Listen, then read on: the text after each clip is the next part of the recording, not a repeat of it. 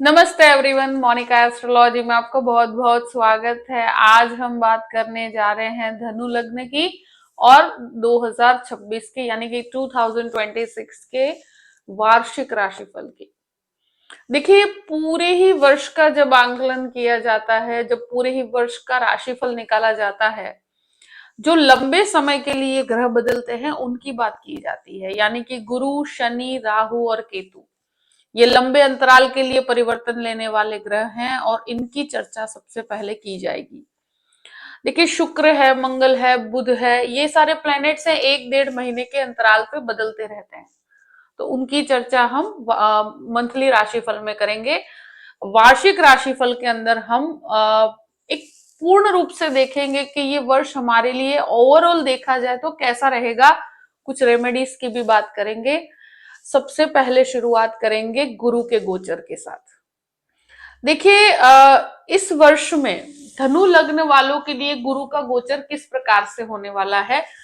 तो गुरु जो है वो शुरू के 5 महीने के लिए यानी कि मई महीने तक गुरु रहेंगे मिथुन राशि के अंदर। 2 जून से 30 अक्टूबर तक कर्क राशि में गुरु का भ्रमण होगा और 31 अक्टूबर को गुरु जाएंगे सिंह राशि में।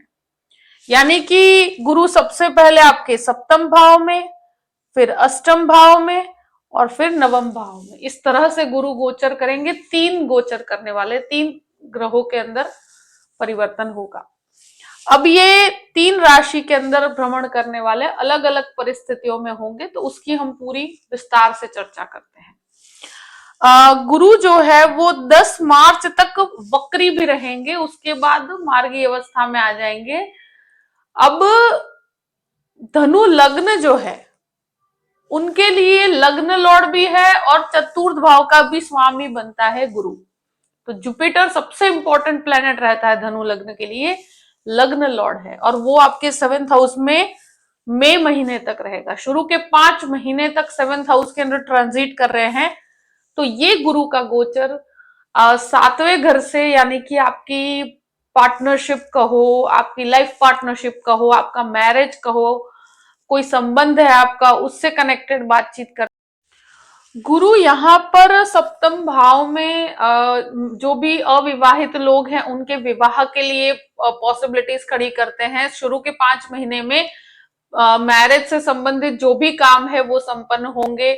गृहस्थ जीवन के विवादों को आप रिजॉल्व कर पाएंगे और यहाँ सबसे बेहतर चीज है कि अगर कोई रिलेशनशिप भी है तो उसको मैरिज में आप कन्वर्ट कर पाएंगे। तो विवाह का योग 5वें महीने तक है, यानी कि मई महीने तक है। और यहाँ जो भी आप पार्टनरशिप बिजनेस करना चाहते हैं, कोई नए बिजनेस के अंदर ऑलरेडी हैं, तो उसमें बहुत ही बढ़िया ग्रोथ देख पाएंगे और एक बिजनेस के अंदर बहुत अच्छे लाभ यहाँ नजर आते हैं। तो ये आपके लिए पब्लिकली आपकी इमेज को इनहेंस करेगा। कहीं ना कहीं आप बहुत अच्छी लोगों के साथ कनेक्शंस बना पाएंगे। यहाँ लोगों से आपका जुड़ाव बढ़ेगा, कनेक्टिविटी बहुत अच्छी हो जाएगी, लोगों के साथ व्यवहार बढ़ेगा, सोशली भी आप बहुत एक्टिव रहेंगे। तो ये एक शुरू के 5 महीने के लिए गुरु का गोचर यहाँ पर रहेगा। यहां से गुरु का दृष्टि संबंध 11th हाउस से भी जुड़ा हुआ है, लग्न से जुड़ा हुआ है, तृतीय भाव से जुड़ा हुआ है। तो ट्रैवलिंग, कहीं पर भी कम्युनिकेशन, लोगों से कनेक्शंस बनाना, आपकी डिसीजन मेकिंग बहुत ही स्ट्रांग रहेगी। ये समय आपका लोगों के बीच में रहने का है, पब्लिकली आप बहुत ज्यादा पॉपुलर हो जाएंगे और ये आपके गृहस्थ जीवन का भी एक गुण आपके जीवन में देखने को मिलेगा कि आप लोगों के साथ कनेक्शन तो बनाएंगे बट गृहस्थ जीवन को भी बहुत ज्यादा बेहतर तरीके से इनिशिएट कर पाएंगे। एक शुरुआत होगी जो एक बहुत ही बेहतर शुरुआत होगी। जो ऑलरेडी मैरिड है उनके लिए भी यहाँ पर आपकी पब्लिक वैल्यू बहुत बढ़ेगी। तो ये एक बेहतर परिस्थिति है। फाइनेंशियल इनकम में भी बढ़ोतरी होती है। यहाँ आप कहीं पर भी काम कर रहे हैं तो वहां पर आपको बहुत ज्यादा रिकग्निशन मिलेगा, पे स्केल के अंदर बढ़ोतरी होगी। आपकी डिसीजन मेकिंग, क्योंकि लग्न को भी देखते हैं, तो आपकी डिसीजन मेकिंग काफी स्ट्रांग रहेगी। एक निर्णय की क्षमता स्ट्रांग रहेगी। अब गुरु का ट्रांजिट होगा 2 जून से 30 अक्टूबर तक और ये रहेंगे आपके अष्टम भाव में। लग्न लॉर्ड और चतुर्थेश दोनों अष्टम भाव के अंदर ट्रांजिट करेंगे। ये उच्च के गुरु हैं, कर्क राशि का गुरु है। यहां पर सबसे बेहतर चीज ये है कि लग्न लॉर्ड यानी हम खुद हैं, और चतुर्थेश यानी हमारा मन है, हमारा प्रॉपर्टी है। और यहाँ पर अष्टम में जाने पर ये उच्च के होने की वजह से सबसे पहली चीज के यहाँ इस समय में थोड़ा सा आपको संभल के रहना है। कैसे संभलना है? तो कोई बहुत रिस्की डिसीजंस नहीं लेने हैं। यहाँ हो सकता है कि कहीं पर भी बहुत ज्यादा चेंजेस या बहुत ज्यादा बदलाव की परिस्थिति हो सके तो बहुत बदलाव नहीं करने चाहिए। इस समय के अंदर आप खुद के अंदर झांक के देखेंगे, आप अपने आप को कैसे बेहतर बना पाए। आपके रिसर्च बहुत स्ट्रांग होंगे, यानी जो रिसर्च बेस्ड काम करते हैं, जो टीचिंग क्षेत्र के अंदर है, जो मेडिसिन रिसर्च में है, आईटी रिसर्च में है, आध्यात्मिक रिसर्च में है, उन लोगों के लिए समय अपने आप को ढूंढने का है। आपके अंदर की कमियों को कम कर कर उसको कैसे बेहतर एज अ पर्सन आप कैसे बेहतर बन पाए, एज अ रिसर्चर आप कैसे बेहतर रिसर्च कर पाए, इस चीज के ऊपर आप ध्यान देंगे। यानी आप खुद देखिएगा कि आप बहुत ज्यादा खुद में रहना शुरू कर देंगे। आप अपने आप पर काम करेंगे, आप अपने बॉडी पर काम करेंगे, आप अपने माइंड पे काम करेंगे, आपके मन को डेवलप करने की कोशिश करेंगे, कुछ नया ढूंढेंगे आप। भले वो आपके काम से कनेक्टेड हो, आध्यात्म से कनेक्टेड हो, स्पिरिचुअलिज्म बहुत बढ़ेगा। आप बहुत ज्यादा, जैसे कुछ लोग योग, प्राणायाम, ध्यान, इन चीजों में इंटरेस्ट लेते हैं, कुछ स्क्रिप्चर्स पढ़ते हैं, कुछ ऐसे ज्ञान जो आप पाना चाहते हैं। बहुत समय से आप सोच रहे हैं कोई किताब है जो मुझे पढ़नी है, कोई आध्यात्मिक किताब पढ़नी है। तो ये जितने भी ग्रोथ का जो आपका बहुत सपना था कि ये चीजें करनी है, मुझे ये योगा सीखना है, या ये उससे कनेक्टेड कोई कोर्स करना है, रिसर्च से संबंधित कोई कोर्स करना है, या कोई टीचर की तलाश है, तो ये सारा ही काम इन समय में, यानी कि 2 जून से 30 अक्टूबर तक का समय है कि जहां पर आप ये चीजों को पूरा कंप्लीट कर पाएंगे। सबसे पहली चीज तो ये अगर कुछ सीखना बाकी है तो इस समय में सीखिएगा, अगर कुछ इस तरफ मेहनत करना बाकी है तो इस समय में कीजिएगा। पर बहुत बड़े पद पे अगर हैं आप, तो ये जो अष्टम भाव का गुरु है, उस समय में किसी से ज्यादा क्लेश विवाद में नहीं पड़ना। अपने करियर के अंदर बहुत बड़े रिस्की डिसीजंस नहीं लेने हैं, किसी से विवाद में नहीं पड़ना, उलझना नहीं है। यहाँ पर इन-लॉज के यहाँ कुछ अच्छा कार्य होगा। आपके इन-लॉज के यहाँ पर कोई पॉजिटिव, या किसी का मैरिज हो सकता है, कोई चाइल्ड बर्थ हो सकता है, ऐसी परिस्थितियां क्रिएट होगी। गुरु यहाँ पर चतुर्थेश बनकर भी है तो हेरिडिटी की प्रॉपर्टी से बहुत अच्छे लाभ है। इस समय में अगर कोई हेरिडिटी की प्रॉपर्टी का कोई विवाद चल रहा है तो उसमें आपको सफलता पूर्ण रूप से मिलेगी। मदर से कनेक्टेड कुछ प्रॉपर्टी से लाभ होगा, मदर की इनकम से कुछ लाभ होगा। यहाँ पर गुरु का दृष्टि संबंध आपके 12th हाउस पे है, 2nd हाउस से और 4th हाउस से है। तो जितनी इनकम होगी तो खर्चे भी बने रहेंगे, ट्रैवलिंग के पीछे, विदेश की यात्राओं के पीछे, या पढ़ाई करने के लिए विदेश जाना चाहते हैं तो ये अष्टम गुरु में आप इनिशिएट करेंगे। ये मतलब जो भी आइडिया है आपका, यानी कि 2 जून के बाद अगर कहीं पे भी विदेश जाना चाहते हैं तो उसका प्रोसेस काफी फास्ट हो जाएगा। पढ़ाई के लिए विदेश जाना चाहते हैं तो ये समय आपके लिए बहुत बेहतर रहेगा। ये जो जुपिटर है वो लर्निंग के लिए, टीचिंग के लिए, स्टूडेंट्स के लिए बहुत अच्छा है। और यहां पर एक है कि इनकम और खर्च दोनों बने रहेंगे, न कमी आएगी न बहुत सेव हो पाएगा। दोनों ही चीजों में एक बैलेंस बना हुआ है। वाणी संबंधित कामों के लिए ये जुपिटर बहुत ही बेहतर परफॉर्म कर पाएंगे आप, मतलब ये काफी हेल्प करेगा आपको। प्रॉपर्टी संबंधित कामों में भी यहाँ पर जो हेरिडिटी की प्रॉपर्टी है उसमें बहुत अच्छे लाभ प्राप्त होंगे।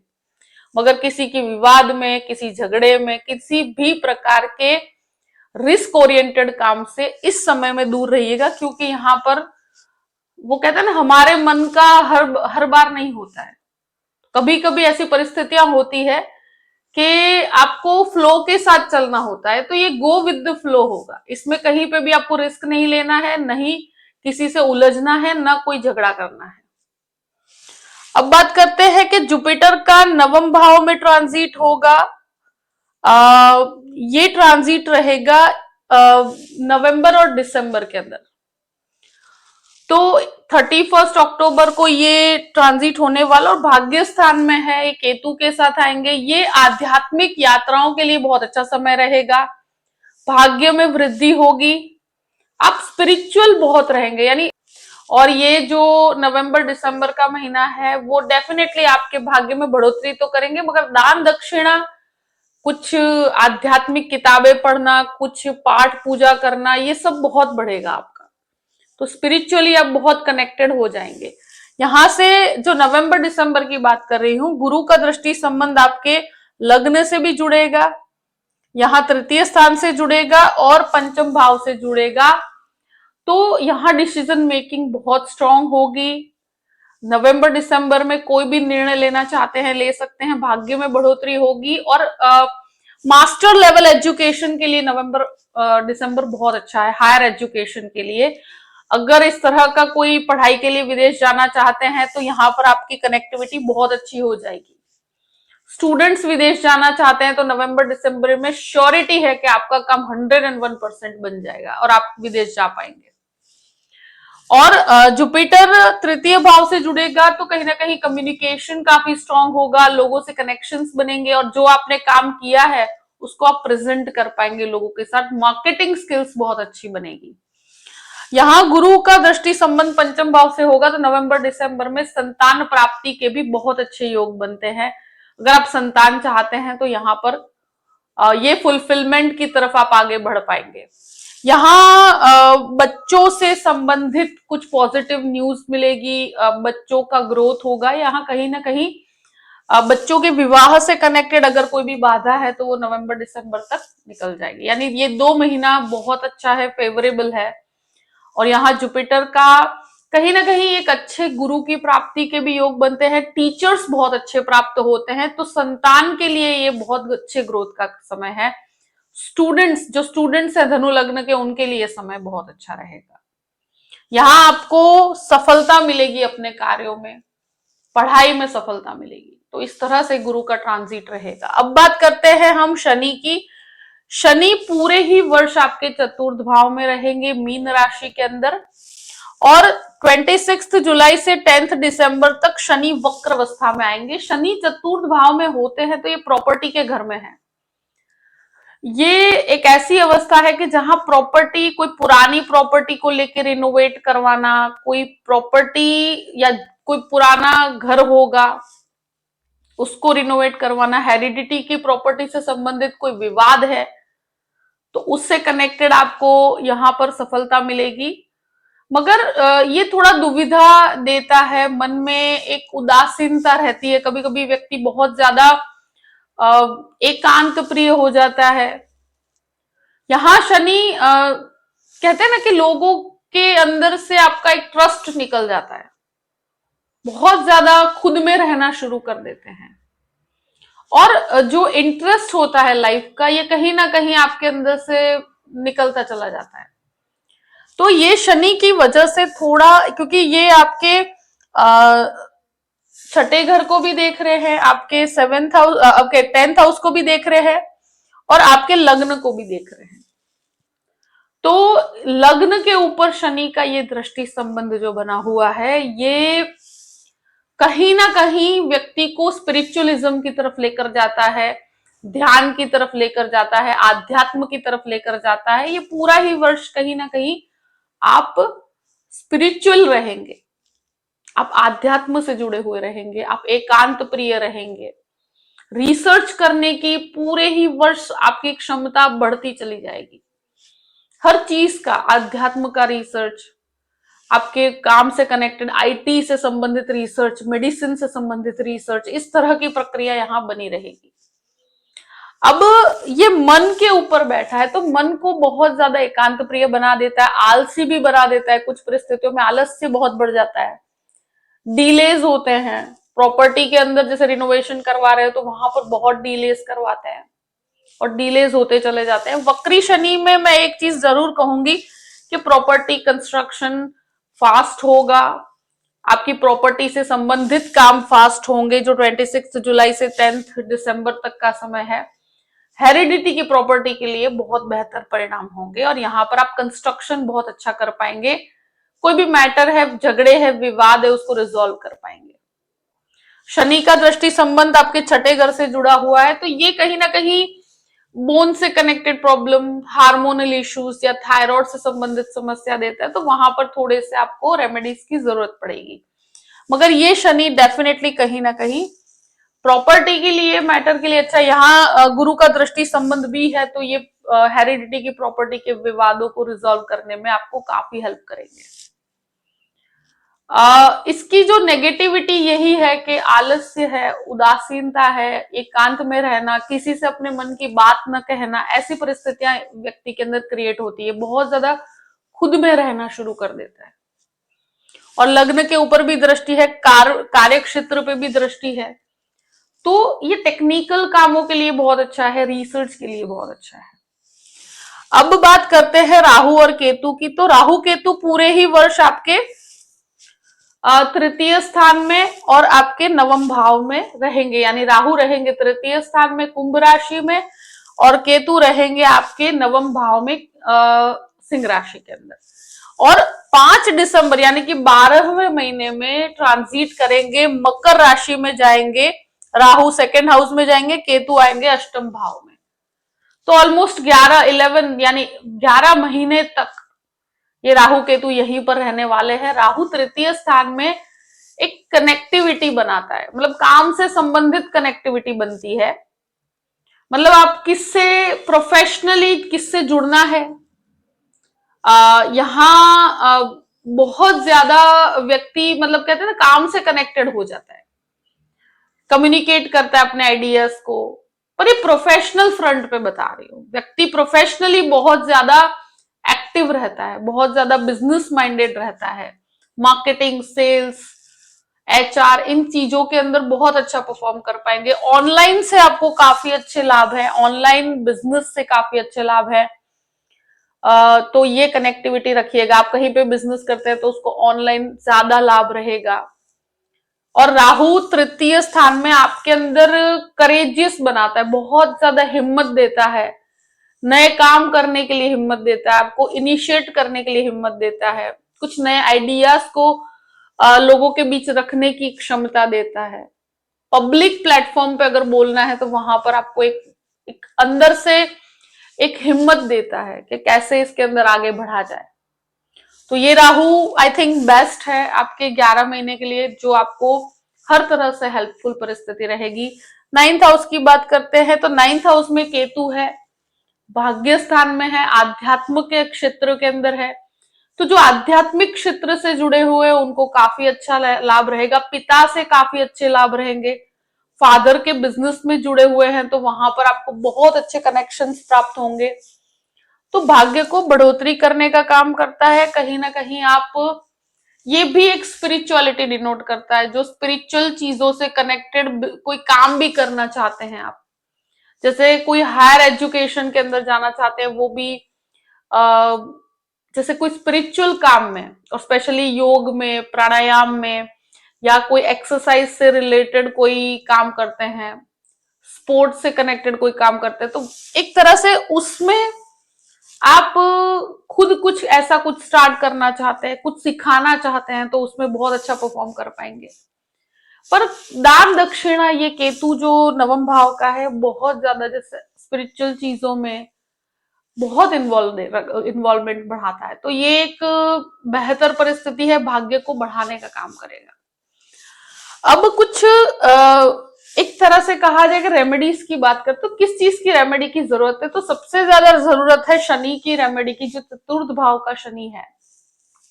तो ऐसी परिस्थिति में आपको क्या करना चाहिए, तो रेमेडीज के ऊपर मैं ध्यान दूं तो सबसे पहले शनि की रेमेडी की जाएगी, जिसमें जो आपको बाधा आ रही है, जो अंदर से बहुत ज्यादा एकांत में रहना, बहुत अपने मन की बात किसी को न करना, और ये घर के अंदर भी बहुत ज्यादा मानसिक दुविधा रखता है, डिसीजन मेकिंग के अंदर भी मानसिक दुविधा रखता है। तो उसके लिए क्या करना चाहिए? तो उसके लिए आपको अन्न का दान करना है, यानी कि आप आटे का दान कीजिए, ऑर्फनेज में कीजिए या वृद्धाश्रम में कीजिए, बहुत अच्छा रहेगा आपके लिए। लग्न लॉर्ड गुरु की बात की जाए, जो जुपिटर की बात है, तो वहां पर विष्णु सहस्त्र का पाठ हर गुरुवार के दिन करने से आपको बहुत लाभ होता है और ये ओवरऑल आपको हैप्पीनेस देगा और यह कहीं ना कहीं आपके लिए एक सेफ्टी क्रिएट होती है। मगर जो कर सकता है वही कर पाएगा। पीपल को जल देना हर गुरुवार के दिन आपके लिए बहुत अच्छा रहेगा। शनि के लिए मैं एक ही चीज कहूंगी कि अन्न का दान, लोगों को खाना खिलाना, और स्पेशली जो निर्धन है और जो ओल्ड एज होम के अंदर करते हैं तो बहुत ही बेहतर है। नहीं तो कोई भी आप ऐसी जगह पर जो लोग जरूरतमंद हैं वहां पर कीजिएगा, मगर वो आटे के दान के अंदर आपको बहुत अच्छा लाभ होगा। क्योंकि यहाँ पर जितना आप फूड डोनेट करते हैं वो आपके लिए बेहतर रहता है। तो शनि आपको कहीं ना कहीं, जब आप कोई हेल्पफुल पर्सन की हेल्प करते हैं तो ये डोनेशन से आपको शनि के अंदर बहुत रिलीफ मिलता है। और स्पेशली अगर ओल्ड एज होम में करते हैं या जरूरत, जिसको जरूरत है वहां पर करते हैं, तो उससे आपको लाभ मिलता है। और पाठ की बात की जाए तो विष्णु सहस्त्र का पाठ करना आपके लिए हर गुरुवार के दिन बहुत बेहतर रहेगा। और कोई एक्स्ट्रा रेमेडीज की आई डोंट थिंक कोई जरूरत है। जो भी परिस्थिति है मैंने आपके सामने रख दी है। आई होप कि ये वीडियो आपको पसंद आया होगा। देखिए, ये वर्ष आपके लिए बहुत ही बेहतर हो, वर्ष में आपको बहुत सारी खुशियां मिले और मंगलमय हो पूरा ही वर्ष, यही मनोकामना मैं आपके लिए करती हूँ। वीडियो अगर पसंद आता है तो लाइक भी कीजिएगा और सब्सक्राइब भी कीजिएगा। Thank you so much. जय श्री कृष्णा।